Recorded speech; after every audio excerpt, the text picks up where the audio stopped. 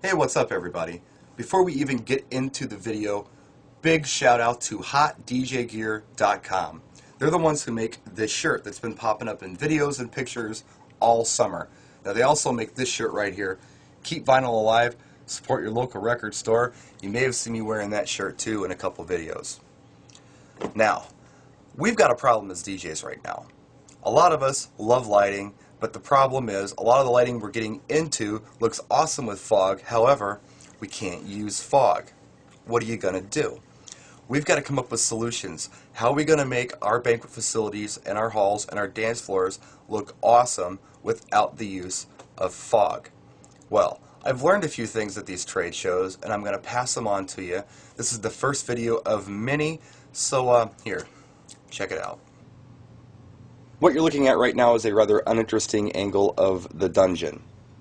Now, if you haven't figured it out already, the dungeon is actually the basement of a house, and it's a finished basement. Now, what you see right here, sticking up in the middle of everything, right in the way, it's actually a steel pole covered in cedar. It's part of the support system of the house. And then above that, right here, you see another brown cedar-covered something. That's an I-beam covered in cedar. Now, Jay Brannon from Pioneer and Brian Dowdle, an American DJ, have put ideas in my head. So what I'm going to do is I'm going to try to make that pole look a little more interesting. How's that for a little more interesting? This is what they call uplighting or architectural lighting.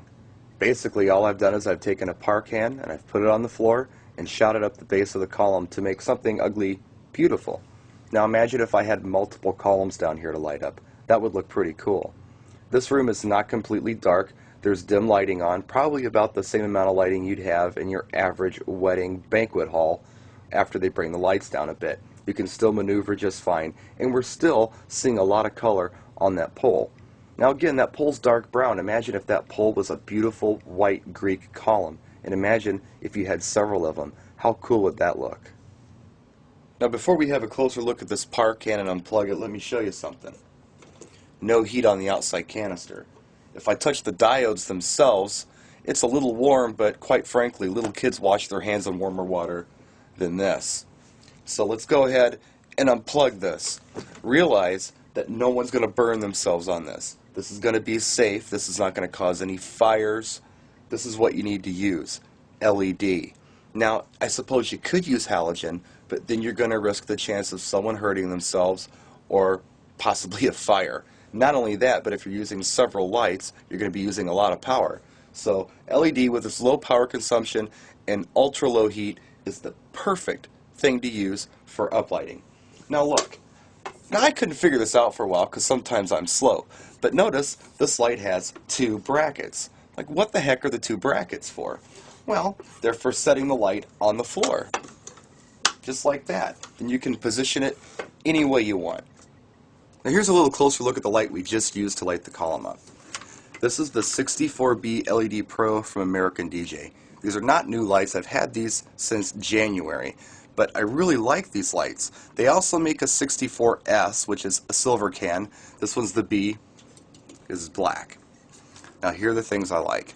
You got the 10mm diodes inside, which are nice and bright, especially for a 64 can. And then on the back, just like all the other American DJ lights that are coming out right now, you've got the digital display panel instead of dip switches. Now, why is this cool? Well, you can set your color fades. I think you've got the options 0 through 99 to set how fast your color fades go. You could do color adjustments, master slave, all kinds of stuff without DMX, which is going to be key in some places where you're doing uplighting. You may not have enough DMX cable. You may not have the option to run a DMX cable. Maybe you're going past doorways and things.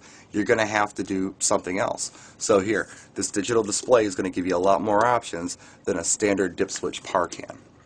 I've got a lot of lights on order. We're going to call this the LED uplighting project. I'm going to do a lot of videos on this. I'm going to learn about it as I go. If you have any questions, if you have any answers, please feel free to let me know. I'm new at this, but I'm thinking it's a great concept, and I'm thinking we can all make a little money with it. Practice and enjoy.